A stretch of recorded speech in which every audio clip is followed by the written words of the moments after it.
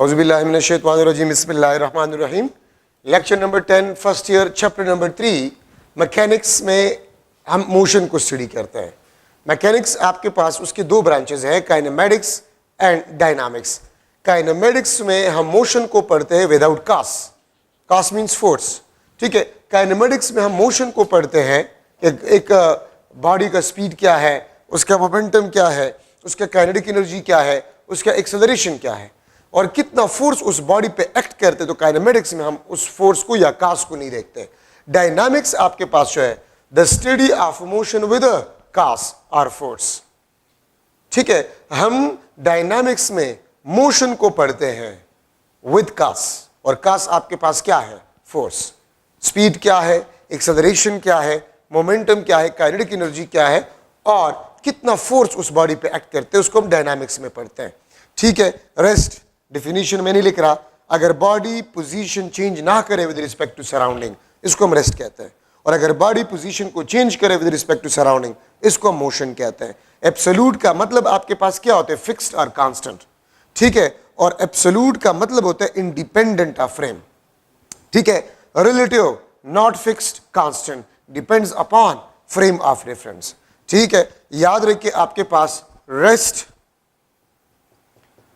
motion, in direction of motion, in direction of motion is not absolute, they are relative, they are relative, ठीक है। ये बात आप लोग याद रखिए कि रेस्ट मोशन और डायरेक्शन ऑफ मोशन आपके पास जो है ये एब्सोल्यूट नहीं है, दे आर रिलेटिव, ठीक है। और रिलेटिव का मतलब आपके पास ये होता है depends upon frame of reference, depends upon frame of reference. Absolute का मतलब आपके पास होता है फिक्स्ड और कांस्टेंट, ठीक है। एक बात याद रखिए, इस कायनात में कोई भी चीज आपके पास फिक्स नहीं है, एब्सोल्यूट नहीं है। हर चीज आपके पास जो है वो रिलेटिव है, मीन्स फ्रेम ऑफ रेफरेंस पे डिपेंड करता है। क्या मतलब है फ्रेम ऑफ रेफरेंस पे डिपेंड करता है? देखिए, अगर हम जमीन पे रेस्ट में है फॉर एग्जांपल एक दूसरे के निस्बत से, अगर हमें कोई मून से देख रहा है तो हम मोशन कह रहे हैं और हमारा जो एवरेज स्पीड है वो 30 किलोमीटर पर सेकंड है ऑन द एवरेज।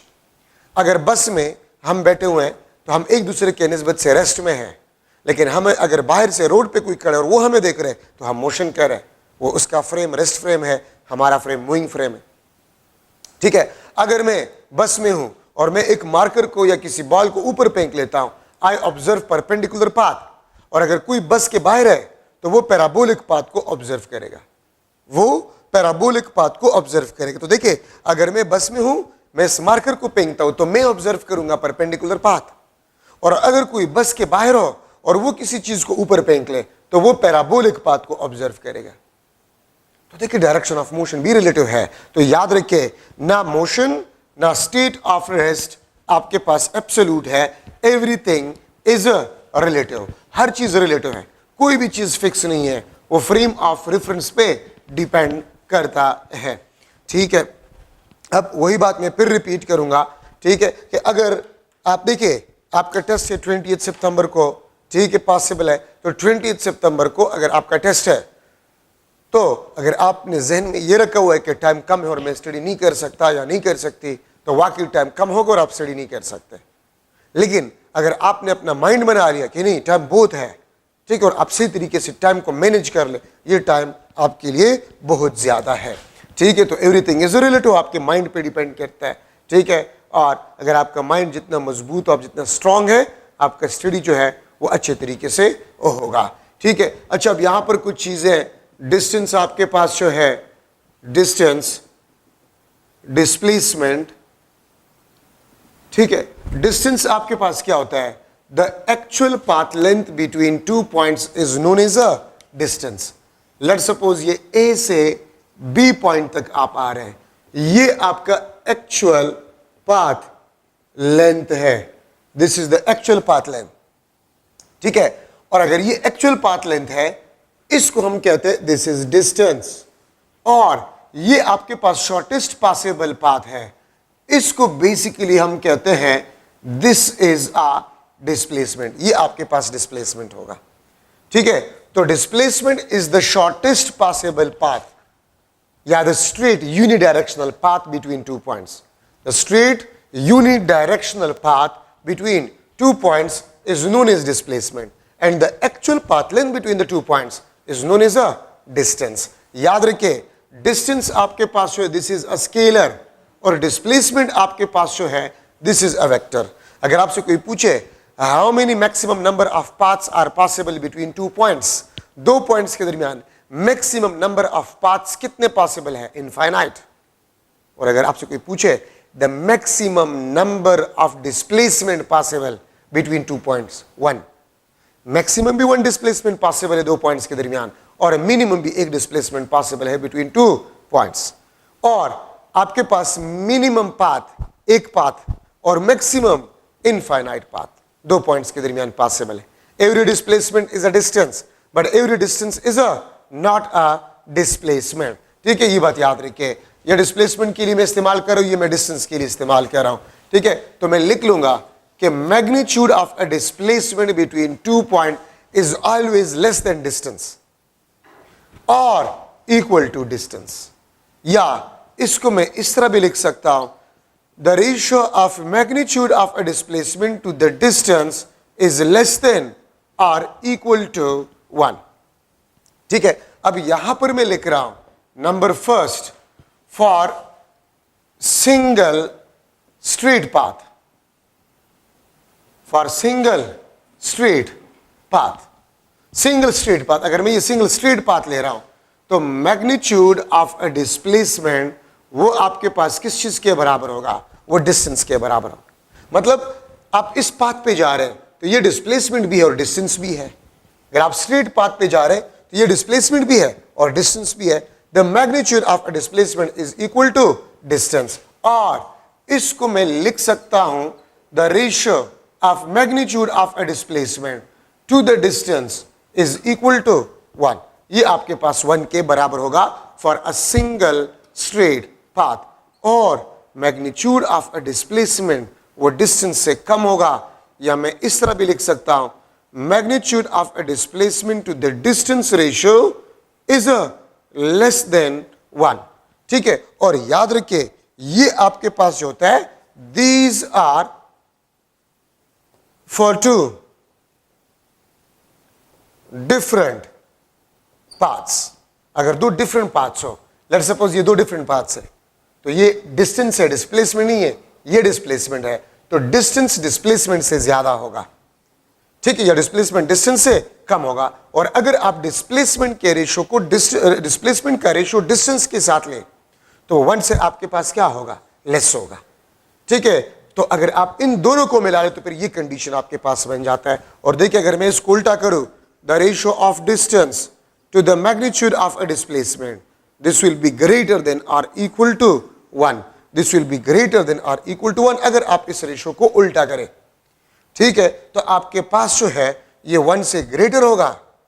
ठीक है, या ज्यादा से ज्यादा इक्वल टू 1 होगा, जो कंडीशन मैंने लिख लिया. ठीक है, तो ये आपके पास डिस्टेंस और डिस्प्लेसमेंट पे इंपॉर्टेंट पॉइंट्स आपके पास बन गए. Displacement is a unidirectional path which is a vector. ठीक है, और डिस्टेंस आपके पास the actual path length between 2 points को हम डिस्प्लेसमेंट कहते हैं. ठीक है, अब यहाँ पर कुछ चीजें जो कि इजी है तो मैं टाइम उस पर ज़ाया नहीं करूंगा. स्पीड आपके पास जो है द डिस्टेंस ट्रेवल्ड पर यूनिट टाइम, डिस्टेंस ट्रेवल्ड पर unit time is a speed. ठीक है, इंस्टेंटेनियस स्पीड क्या होता है? Instantaneous speed short time interval में अगर आप स्पीड को ऑब्जर्व करें वो इंस्टेंटेनियस स्पीड कहलाएगा. यूनिफॉर्म स्पीड का मतलब क्या होगा? If the body travel equal distances in equal time the speed will be uniform. Average speed क्या होगा? The total distances travel divide by total time, उसको हम एवरेज स्पीड कहेंगे. वेरिएबल स्पीड अगर एक बॉडी इक्वल टाइम इंटरवल में different distances को travel करे तो फिर स्पीड को हम वेरिएबल स्पीड कहेंगे.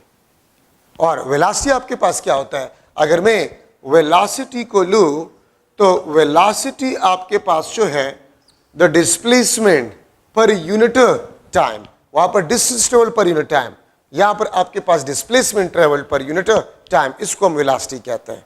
वेलोसिटी इज अ वेक्टर और स्पीड आपके पास जो है इट इज अ स्केलर, क्योंकि उसमें हम डिस्टेंस की बात करते हैं, इसमें हम डिस्प्लेसमेंट की बात करते हैं। ठीक है, ये बात याद रखें। Instantaneous velocity, the velocity of a body at a short time interval. Uniform velocity, if the body travel equal displacement in equal time interval. ठीक है, variable velocity, if the body travel different displacement in a unit time. और आपके पास जो average velocity होगा the total displacement divide by total time.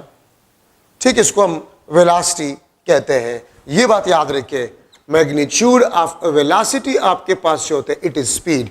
अगर मैं लूं v is equal to 100 kilometre per hour east, if this is the velocity, तो मैं अगर इसका मैग्नीट्यूड निकालूं तो ये आपके पास होगा 100 kilometre per our. 100 kilometre per our is the magnitude of the velocity. तो मैग्नीट्यूड ऑफ वेलोसिटी आपके पास वो स्पीड कहलाता है। ठीक है, अच्छा, अब ये तो आसान से डिफिनीशन है, इस पे मैं टाइम ज़ाया नहीं करना चाहता। हाँ, इसमें जो चीज़ें एमसीक्यूज के लिए ज़रूरी है वो मैं डिस्कस करना चाहता हूँ। ठीक है, अब देखिए ये चीज़ें आपके लिए मुश्किल होंगे, मैं ये बता देता हूँ। हाँ, एवरेज स्पीड से पहले एक मैंने बताया यूनिफॉर्म स्पीड, एक मैंने बताया एवरेज स्पीड और एक मैंने बताया instantaneous speed. If the body is moving with uniform speed, अगर बॉडी यूनिफॉर्म स्पीड से मोशन कर रहा है तो याद रखें इंस्टेंटेनियस स्पीड और एवरेज स्पीड आपके पास क्या होंगे, बराबर होंगे। मैं फिर रिपीट कर रहा हूं, अगर एक बॉडी यूनिफॉर्म स्पीड से मोशन कर रहा है, अगर एक बॉडी यूनिफॉर्म स्पीड से मोशन कर रहा है तो उसका इंस्टेंटेनियस वेलोसिटी, ठीक है, और उसका एवरेज वेलोसिटी वो बराबर होंगे। यूनिफॉर्म स्पीड तो एवरेज स्पीड और इंस्टेंटेनियस स्पीड बराबर होंगे। ठीक है, बल्कि मैं यहां पर लिख लेता हूं, अगर यूनिफॉर्म स्पीड हो तो फिर आपके पास इंस्टेंटेनियस स्पीड आपके पास जो है, इंस्टेंटेनियस स्पीड ये एवरेज स्पीड के बराबर होगा। अगर यूनिफॉर्म स्पीड ना हो तो फिर ये कभी भी बराबर नहीं हो सकता। ठीक है, एवरेज स्पीड वी में लिख लेता हूं, एवरेज का ये सिंबल है the total distance divide by total time, t1 plus t2 plus tn, the total distance traveled divided by total time। s1 s2 sn ये आपके पास डिस्टेंसेस है, ये आपके पास टाइम है। तो अगर आप टोटल डिस्टेंसेस को टोटल टाइम पे डिवाइड करें, ये आपको एवरेज स्पीड देगा। अगर मैं कह दूं ये फॉर्मूला आपने कब इस्तेमाल करना होगा, डिफरेंट डिस्टेंसेस डिफरेंट टाइम। ठीक है, क्या मतलब है, अगर मैं एक एग्जाम्पल लिख लो, s1 100 किलोमीटर, t1 पहले टाइम 30 मिनट्स में। ठीक है, फिर s2 120 किलोमीटर, t2 आपके पास जो है वो 40 मिनट्स। तो फिर आप ये बताएं what will be the average speed during this journey. तो s1 plus s2 divide by t1 plus t2। ठीक है, आपके पास एवरेज स्पीड आ जाएगा। तो ये फॉर्मूला आप इस्तेमाल करेंगे डिफरेंट डिस्टेंसेस डिफरेंट टाइम। ठीक है, अच्छा, ये आपके पास एक फार्मूला बन गया। Second formula, average speed v1 t1 plus v2 t2 plus vn tn divide by t1 plus t2 plus tn। ये आपके पास एक और एवरेज स्पीड का फार्मूला है। ये आपने कब इस्तेमाल करना होगा, different speeds different time. Different speeds अगर गिवन हो और डिफरेंट टाइम में, तो फिर आप एवरेज स्पीड का फार्मूला ये इस्तेमाल करेंगे। ठीक है, v1 आपके पास बना 100 किलोमीटर पर आवर, t1 आपके पास लेट सपोज था 1 आवर, v2 आपके पास 120 किलोमीटर पर आवर और t2 आपके पास जो था वो लेट सपोज 30 मिनट्स था। तो आप ये बताएं what will be the average speed. तो देखिए डिफरेंट स्पीड्स डिफरेंट टाइम, तो फिर आप इस फार्मूले को इस्तेमाल करेंगे। ठीक है, थर्ड आपके पास जो है, थर्ड फार्मूला एवरेज स्पीड का v1 plus v2 plus vn divide by n। ठीक है, ये आपके पास क्या इस्तेमाल होगा, डिफरेंट स्पीड्स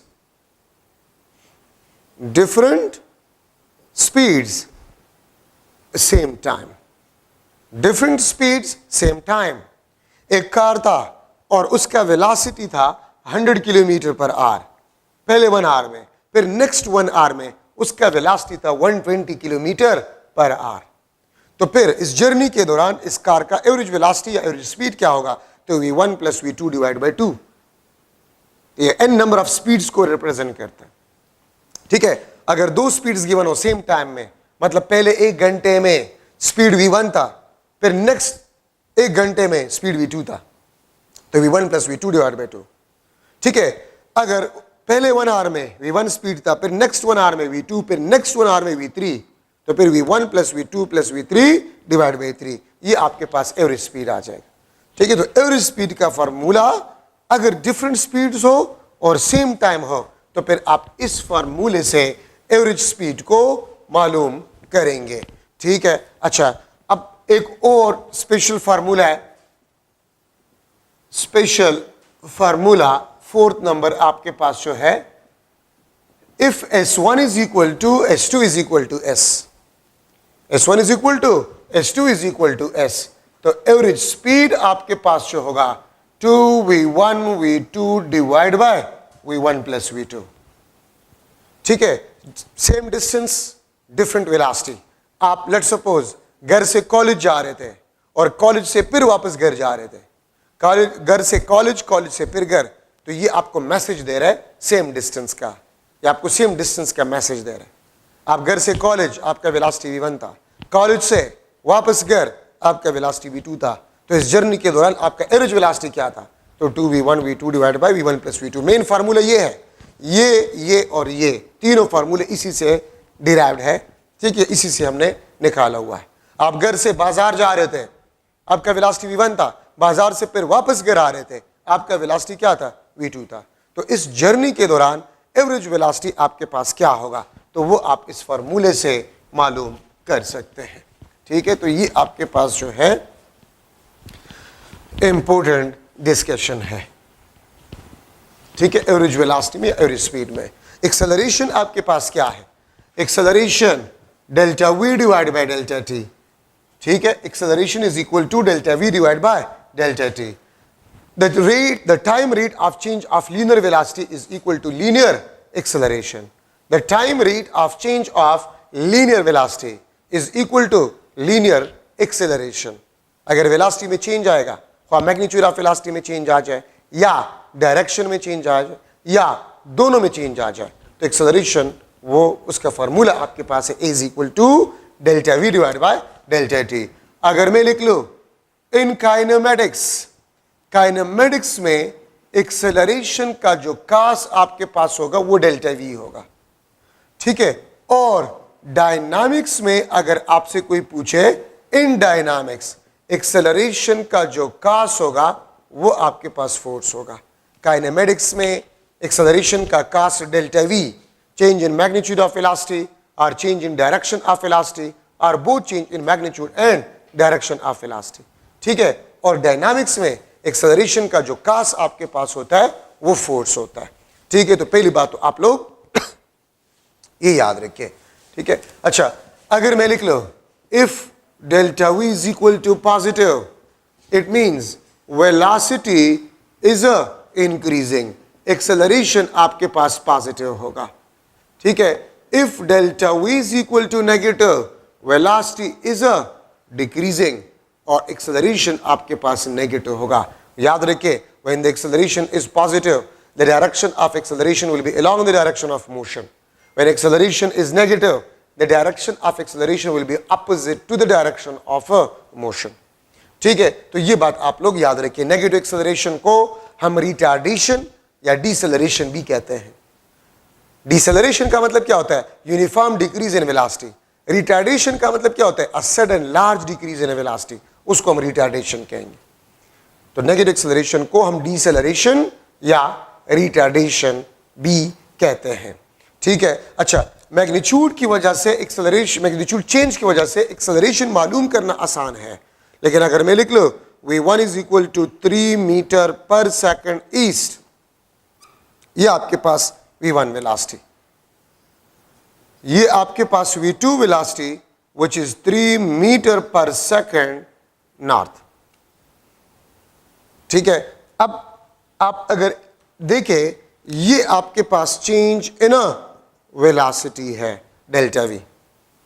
ठीक है, अब अगर मैं आप लोगों से पूछ लूं कि आप मैग्नीट्यूड चेंज की वजह से मुझे बताएं एक्सेलरेशन प्रोड्यूस हो रहा है कि नहीं हो रहा, तो magnitude 3 metre per second, 3 metre per second, the acceleration produce will be 0। और अगर आप डायरेक्शन को देखें तो ये आपके पास ईस्ट और नॉर्थ डायरेक्शन चेंज हो रहा है, तो डायरेक्शन चेंज की वजह से एक्सेलरेशन प्रोड्यूस होगा। और किस तरह प्रोड्यूस होगा, A will be equal to delta v divide by delta t. अगर आप देखिए तो हेड टू टेल रूल है, ये रिजल्टेंट को शो कर रहा है, तो मैं लिख सकता हूं V1 square plus V2 square plus 2V2 cos theta under the root divide by delta t. ठीक है, ये फार्मूला कभी आप लोगों ने देखा है, ये वही फार्मूला है, A square plus B square plus 2AB cos theta under the root magnitude of resultant vector को मालूम करने का फार्मूला है। और यहां पर अगर आप डेल्टा वी को देखें तो ये रिजल्टेंट को ही शो कर रहा है। ये किस चीज को शो कर रहा है, ये रिजल्टेंट को ही शो कर रहा है। ठीक है, तो V1 square plus V2 square plus 2V1 V2 cos theta under the root divide by delta t. अब देखिए यहां पर ये परपेंडिकुलर है, थीटा इज अ 90, तो अगर थीटा आपके पास 90 है तो ये टर्म आपके पास क्या बन जाएगा, 0 बन जाएगा। तो मैं लिख लूंगा A is equal to V1 square plus V2 square divide by delta t. तो 3 स्क्वायर, यहां पर अगर मैं आपको टाइम लिख लूं कि ये 1 सेकंड में ये चेंज आया है, 1 सेकंड में ये चेंज आया, तो 3 स्क्वायर V1 स्क्वायर ये आपके पास 9, 3 स्क्वायर 9, 9 प्लस 9 18, तो आपके पास acceleration under the root of 18 metre per second square आपके पास बने। या अंडर रूट 18 को मैं इस तरह भी लिख सकता हूं कि this is equal to 2 under the root of 3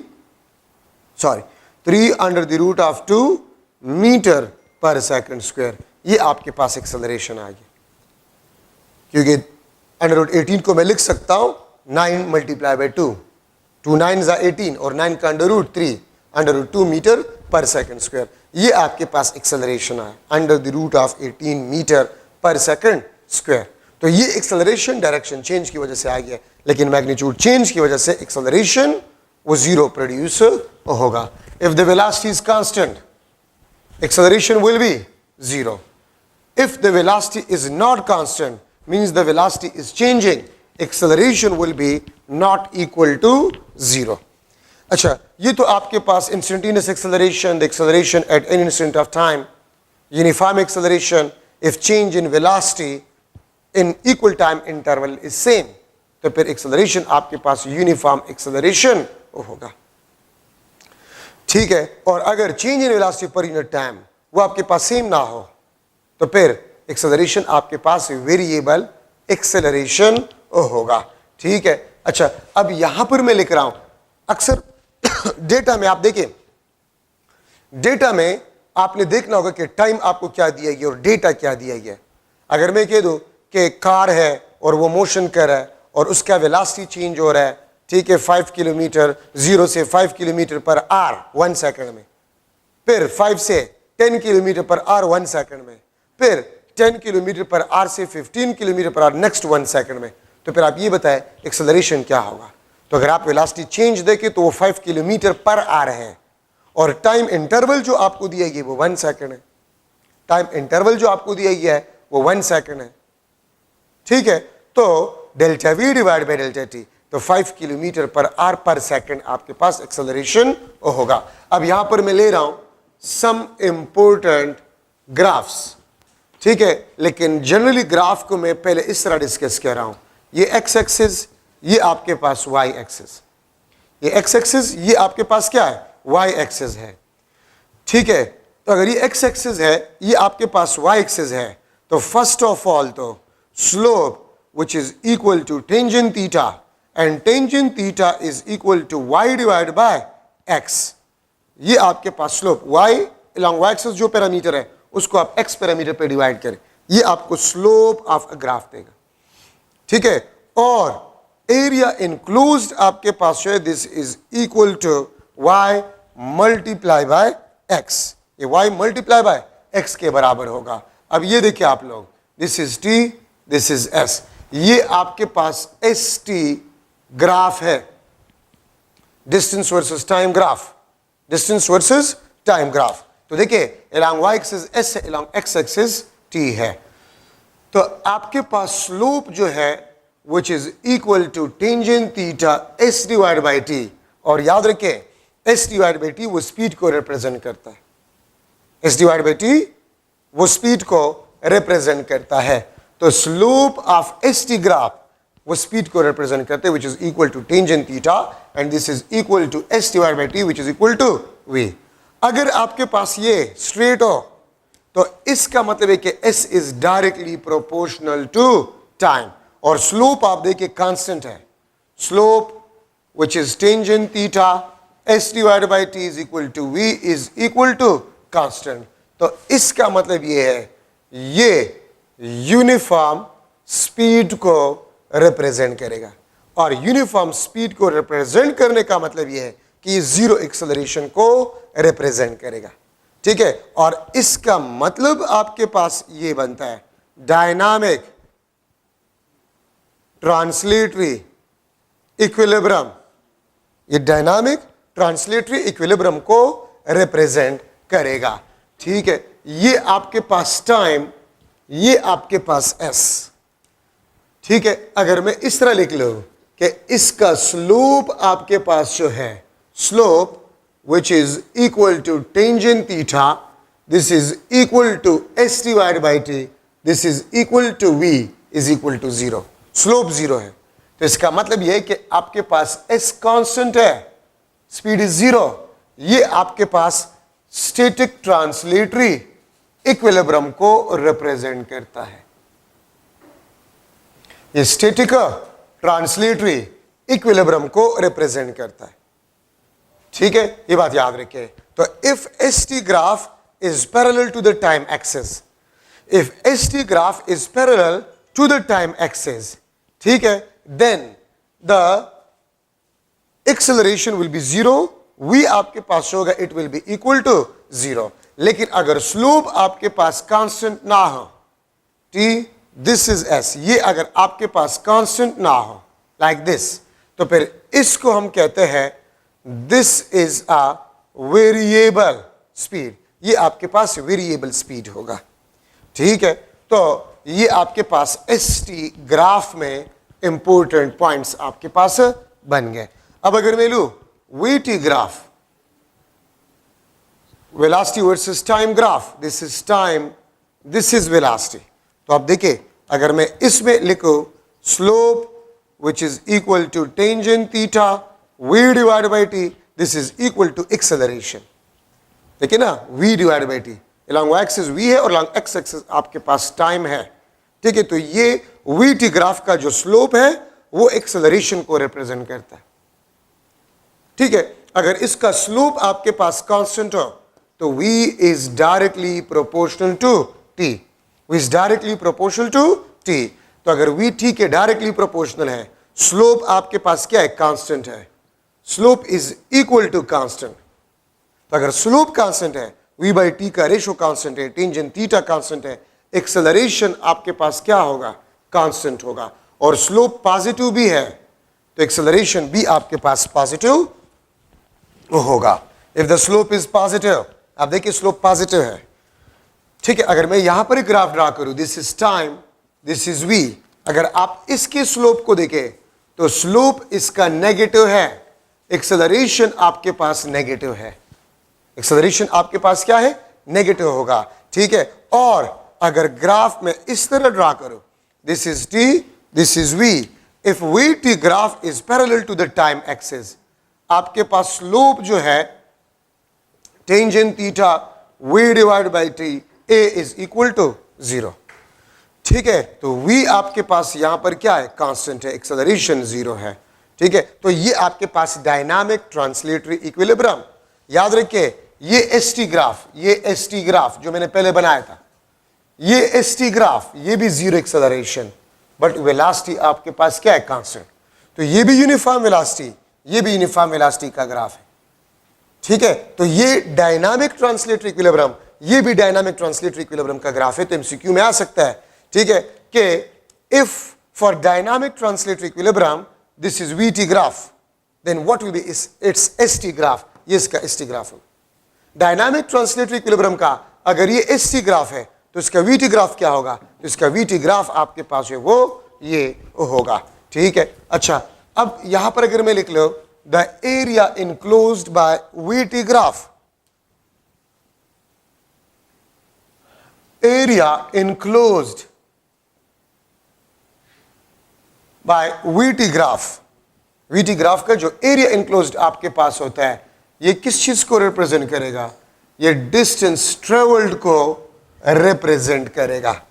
ये किस चीज को रिप्रेजेंट करेगा, ये डिस्टेंस ट्रेवल्ड को रिप्रेजेंट करेगा, ठीक है। आप देखिए ना, अगर मैं एरिया इनक्लोज्ड की बात करूं तो यहां पर वी है आपके पास, यहां पर टी है, तो एरिया वीटी और वीटी आपके पास होते हैं, ये आपको डिस्टेंस के बारे में बताता है। तो area enclosed by VT graph represent distance travelled, ठीक है। अच्छा, ये दो आपके पास ग्राफ्स है, मुख्तलिफ बुक्स में एमसीक्यूज की शक्ल में लिया गया है। अगर ये बॉल है और इसको मैं ऊपर से नीचे फॉल करवा रहा हूं, ये ग्राउंड है और ग्राउंड के साथ टकराने के बाद ये वापस जो है इस हाइट तक आ जाता है। बॉल है, हमने इसको फेंक लिया, ठीक है, जमीन की तरफ जा रहे हैं, जमीन के साथ टकराने के बाद ये बाउंस बैक हो जाता है, तो इसका वीटी ग्राफ आपके पास क्या होगा, ठीक है, इसका वीटी ग्राफ आपके पास क्या होगा। तो देखिए, अगर मैं किसी चीज को रेस्ट से गिरा रहा हूं तो यहां पर वेलोसिटी क्या है, जीरो। जब ये गिरेगा और नीचे जाएगा, velocity will be increase and just before hitting the ground the velocity will be maximum. तो देखिए, जीरो से शुरू हो रहा है, यहां पर वेलोसिटी आपके पास जीरो और just before hitting the ground velocity is maximum, velocity is a maximum.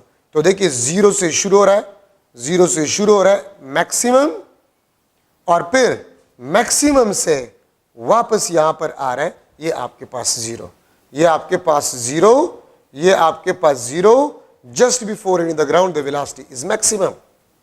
उल्टा वी, ठीक है, उल्टा वी आपके पास इसका ग्राफ आएगा, ठीक है। और अगर इसका आप एसटी ग्राफ जो है ड्रा करें, ठीक है, अगर आप एसटी ग्राफ इसका ड्रा करें तो यहां पर वेलोसिटी जीरो है, फिर अगर नीचे जाएगा तो वेलोसिटी इंक्रीज इंक्रीज इंक्रीज, तो पैराबोलिक शेप का आपके पास जो है इसका ग्राफ होगा, ठीक है। एक्सेलरेटेड मोशन आपके पास है तो पैराबोलिक लाइक दिस, ठीक है। वेलोसिटी आपके पास जो है, सॉरी डिस्टेंस आपके पास जो है, डिस्टेंस वर्सेस टाइम ग्राफ, वो आपके पास पैराबोलिक होगा। या मैं यहां पर एक और चीज लिख लेता हूं ताकि आप दोनों को कंपेयर कर लें। चलिए मैं इसके ऊपर बना देता हूं। ये देखिए, अब अगर एक बॉल को मैं ऊपर फेंक रहा हूं और यहां से ये फिर वापस आकर यहां पर आपके हाथ में वापस आ जाता है, यहां पर वेलोसिटी क्या होता है, मैक्सिमम, यहां पर वेलोसिटी क्या होता है, जीरो। तो देखिए, मैं किसी चीज को ऊपर फेंक रहा हूं तो मैक्सिमम वेलोसिटी से वो जाएगा और फिर हाईएस्ट पॉइंट पे वेलोसिटी क्या होगा, जीरो। फिर जब नीचे गिरेगा वेलोसिटी विल बी इंक्रीजेस। तो ये आपके पास टी, ये आपके पास वी, तो जीरो मैक्सिमम से शुरू हो रहा है, जीरो और फिर जीरो से मैक्सिमम, ये आपके पास इसका वी टी ग्राफ होगा। और पैराबोलिक एक का आपके पास एस टी ग्राफ ये होगा, ये, और दूसरे का आपके पास जो है एस टी ग्राफ वो आपके पास ये होगा, ठीक है। तो ये इसका वी टी ग्राफ है, ये इसका आपके पास वी टी ग्राफ है। So these are some important graphs. अच्छा, equation of motions है, equation of motions for uniformly accelerated moving bodies. अगर A आपके पास यूनिफॉर्म हो, अगर A आपके पास यूनिफॉर्म हो तो फिर आपके पास इक्वेशंस आते हैं, VF is equal to VI plus AT. Second आपके पास जो है S is equal to VIT plus half AT square. Third 2AS is equal to VF square minus VI square. These are the three equations of motion for uniformly accelerated moving bodies. अगर acceleration आपके पास uniform हो, अगर acceleration आपके पास uniform हो तो फिर हम इन तीन इक्वेशंस को इस्तेमाल कर सकते हैं, और अगर एक्सेलरेशन यूनिफॉर्म ना हो फिर हम इन इक्वेशंस को इस्तेमाल नहीं कर सकते। देखिए, अगर मैं एक एमसीक्यू बना लूं, द डिस्टेंस ट्रेवल्ड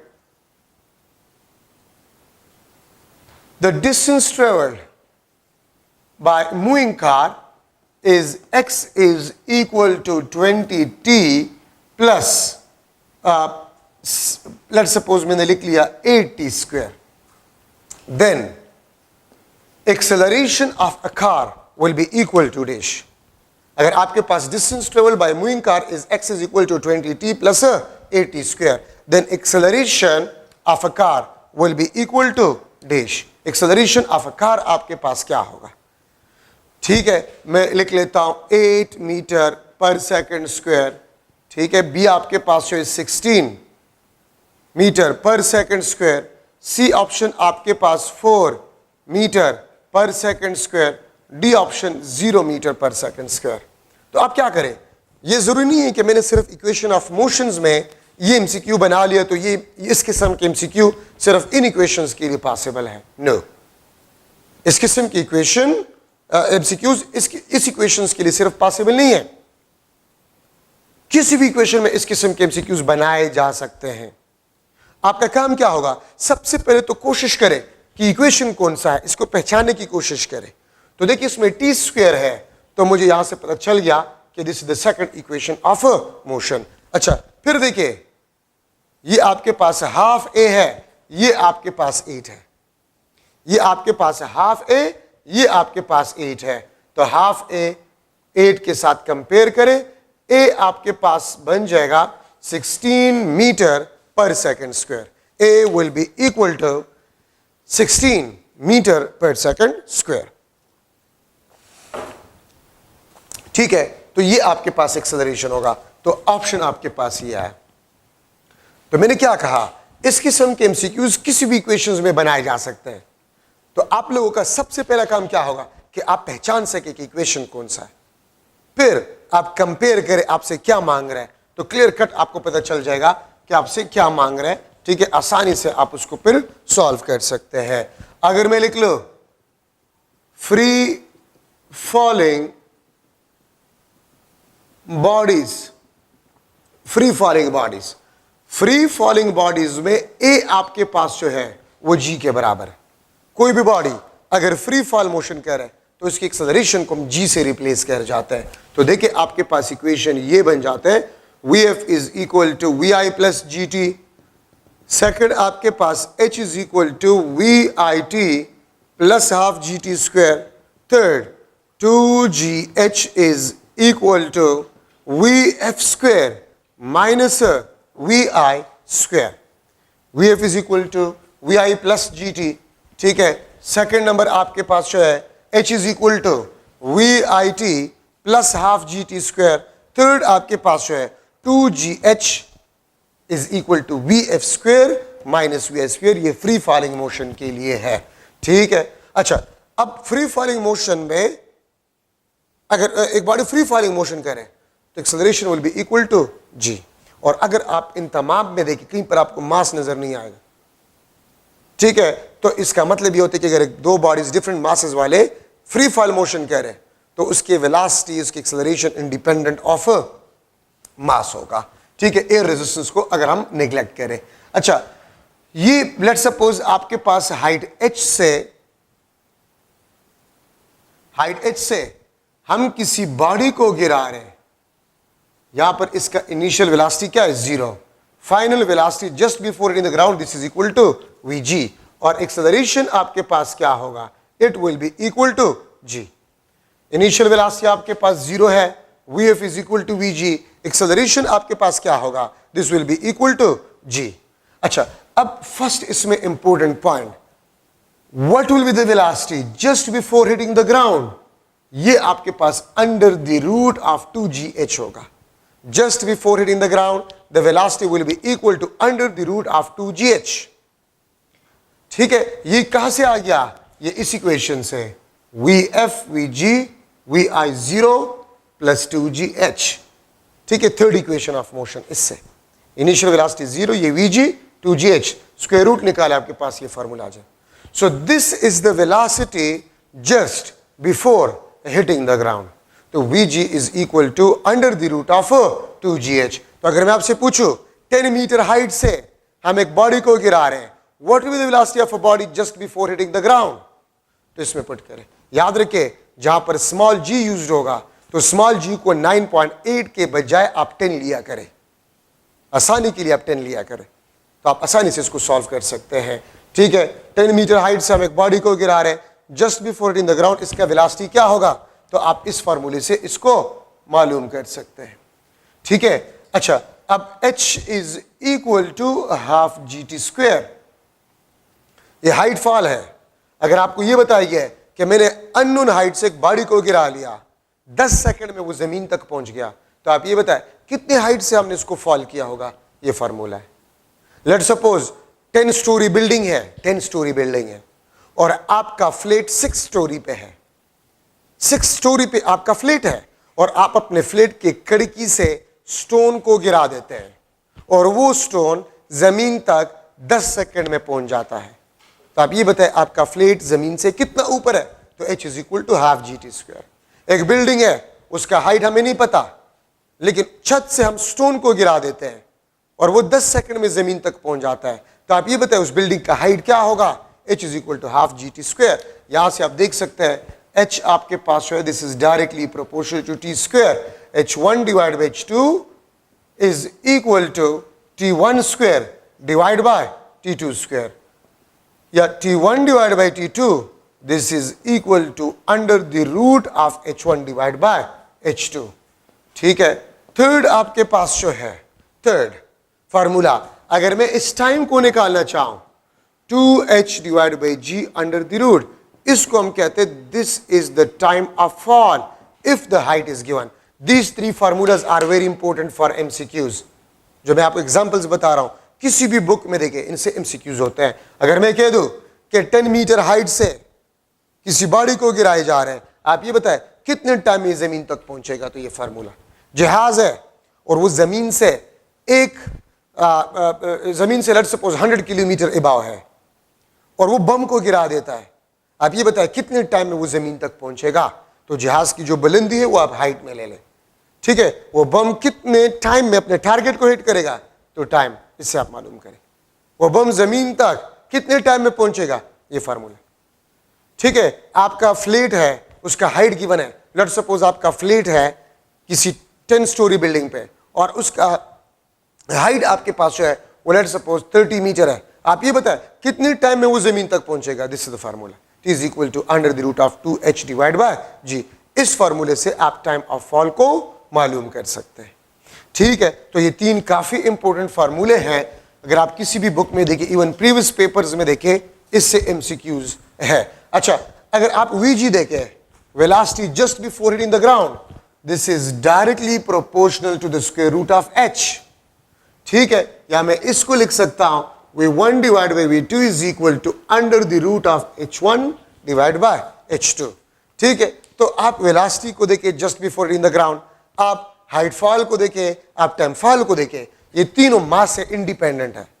तो अगर आप किसी बिल्डिंग के छत से इस मार्कर को गिरा रहे हैं या हेवी स्टोन को गिरा रहे हैं या आप खुद जंप लगा रहे हैं, तो सेम टाइम में आप पहुंचेंगे। अगर सेम टाइम में सेम हाइट से आप जो है फेंक रहे तो सेम टाइम में आप जमीन तक पहुंचेंगे। तो ये तीनों पैरामीटर्स अगर आप देखें, they are independent of mass. ये मास से आपके पास क्या है? ये इंडिपेंडेंट है। ठीक है, ये बात याद रखिए। तो ये आपके पास जो है फ्री फॉलिंग मोशन में ये इक्वेशंस काफी इंपॉर्टेंट है। अब अगर मैं आप लोगों से पूछ लूं, फर्स्ट ऑफ ऑल तो मैं किसी बॉडी को ऊपर फेंक रहा हूं तो हाईएस्ट पॉइंट पे इसका वेलोसिटी क्या होगा? 0। हाईएस्ट पॉइंट पे एक्सेलरेशन क्या होगा? g, non zero.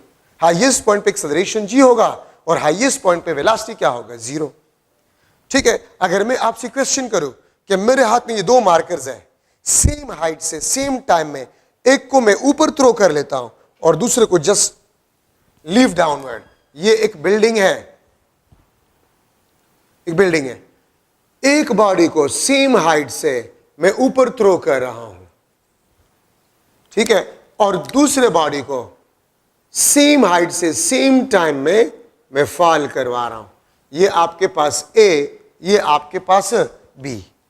ठीक है, मैं इस ए को लिख लेता हूं, ए थ्रो अपवर्ड, अपवर्ड, ठीक है, and B leave downward in same time,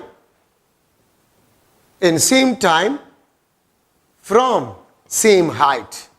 अगर मैं आप लोगों से एक क्वेश्चन करूं, ठीक है, अगर मैं आप लोगों से एक क्वेश्चन करूं कि आपके पास दो बॉडीज है ए और बी, ए को मैंने ऊपर थ्रो किया, लेकिन जिस टाइम में मैंने इसको वी वेलोसिटी से ऊपर थ्रो किया उसी टाइम में मैंने बी को जस्ट लीव डाउनवर्ड, तो मैं आपसे क्वेश्चन कर सकता हूं which will reach the ground first, या which option will be correct? A will reach the ground first, B will reach the ground first, both will reach in same time, या none of these? तो याद रखिए आपके पास B जो होगा वो पहले पहुंचेगा, क्योंकि ये ए ऊपर जाएगा और फिर गिरेगा, लेकिन बी डायरेक्टली नीचे आ रहा है, तो बी विल फॉल फर्स्ट, ये फर्स्ट फॉल करेगा। ठीक है, और ए और just before hitting the ground velocity क्या होगा? V A will be equal to V B, V A greater than V B, ठीक है, या V A less than V B, या नन ऑफ दीज। याद रखिए इस ए को आप देखें, यहां पर अगर हम इसको डाउनवर्ड थ्रो करें तो इसका वेलोसिटी जीरो होगा बी का, लेकिन ए ऊपर जाएगा और फिर गिरेगा, तो यहां पर ए का वेलोसिटी जीरो नहीं है, वी वेलोसिटी है। ठीक है, तो इसलिए just before hitting the ground the velocity of A body will be greater than the velocity of B body. ठीक है, ये बात याद रखिए। तो just before hitting the ground the velocity of A body will be greater than the velocity of B. अगर मैं इस क्वेश्चन को इस तरह लिख लो, अगर मैं इस क्वेश्चन को इस तरह लिख लूं कि A throw upward, upward and B throw downward with same velocity, with same velocity v. A को मैंने नीचे थ्रो किया वी वेलोसिटी से और बी को मैंने ऊपर थ्रो किया वी वेलोसिटी से, सेम हाइट से एक को मैंने अपवर्ड थ्रो किया वी वेलोसिटी से और दूसरे को थ्रो किया डाउनवर्ड। जस्ट फॉल मतलब ये लीव टू फॉल, ये लीव टू फॉल, लेकिन थ्रो का मतलब ये होता है। ठीक है, तो वेलोसिटी आपके पास क्या है? वी। तो मैं इसमें अगर आपसे क्वेश्चन करूं तो इसमें फिर आपके पास वही बात होगा कि A throw upward, B throw downward, तो B will reach ground first, B will reach the ground first. ठीक है, और वेलोसिटी आपके पास जो होगा VGA will be equal to VGB। क्यों? क्योंकि सेम वेलोसिटी से आप एक को अपवर्ड थ्रो करें, दूसरे को डाउनवर्ड थ्रो करें, तो इसलिए just before hitting the ground velocity भी आपके पास क्या होगा? सेम होगा। ठीक है, तो ये आपके पास जो है इंपॉर्टेंट जो दो कंसेप्ट थे वो मैंने आपको बता दिए। ठीक है, अगर मैं लिख लूं if body start motion from rest, if body start motion from rest means vi is equal to 0 meter per second with uniform acceleration, with a uniform acceleration A, and travel x1 distance, and travel x1 distance in t time interval, t कुछ भी हो सकता है, in t time interval, then distance traveled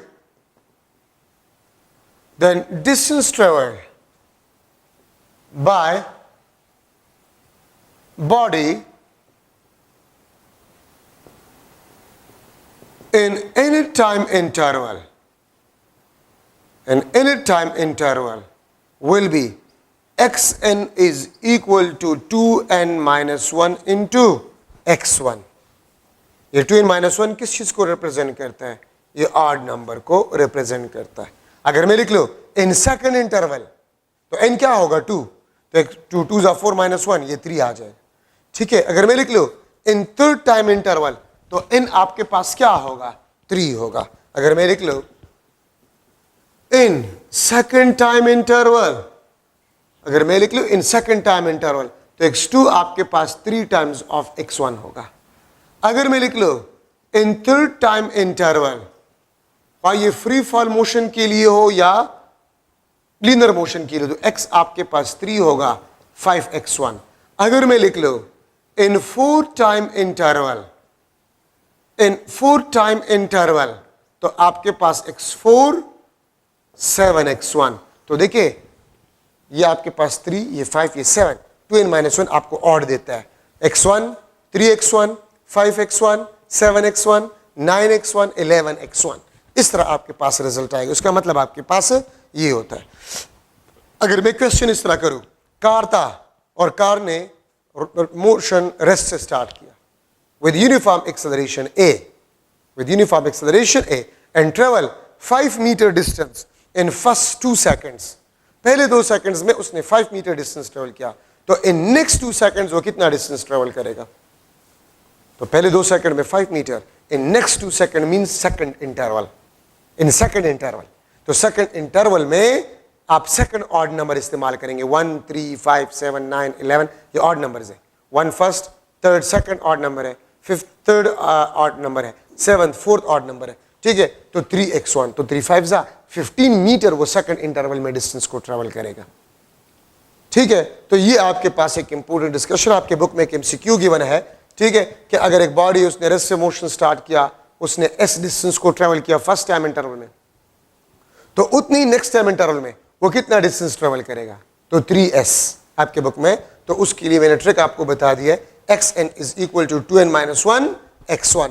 इस फार्मूले से आप इसको हैंडल कर सकते हैं। अच्छा, नेक्स्ट लेक्चर में इंशाल्लाह मैं Newton laws, Newton first law, Newton second law, Newton third law, linear momentum, conservation of linear momentum, collisions, ठीक है, टाइप्स ऑफ कोलिजन्स, इंपल्स, ये मैं डिस्कस करूंगा।